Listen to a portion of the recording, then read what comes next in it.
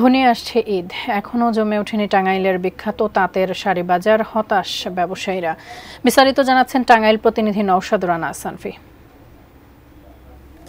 গত বছরের তুলনায়ও এবারও শাড়ি বিক্রি কম হচ্ছে। এখন এই মুহূর্তে আমি আছি মাহমুদুল হাসান কলেজের মার্কেটের শাড়ি বাজারের গলিতে।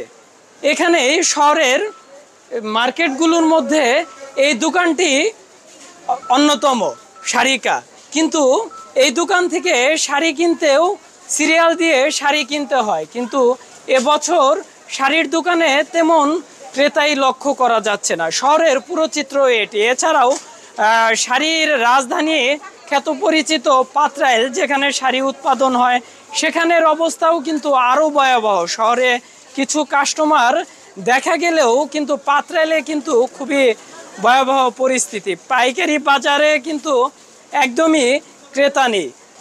এর মধ্যে হীরা সুপার মার্কেট টাঙ্গাইলের মধ্যে অন্যতম ছেলেদের পোশাকের জগতে, সেখানেও কিন্তু মধ্যবিত্তরা সেখানে কেনাকাটা করে এবং নিম্নবিত্তরা সেখানেও কিন্তু গ্রাহক তেমন দেখা যাচ্ছে না। সেখানে কিন্তু শিশুদের পোশাকও ব্যবসায়ীরা তুলেছে। সেই দোকানে উপচে পড়া ভিড়, কিন্তু বড়দের পোশাকে তেমন ভিড় নেই। এছাড়া জেলা সদর রোডে ব্র্যান্ডের শোরুমগুলিতে সেখানেও তেমন গ্রাহক লক্ষ্য করা যায়নি। এই ছিল টাঙ্গাইল থেকে আমার কাছে সর্বশেষ।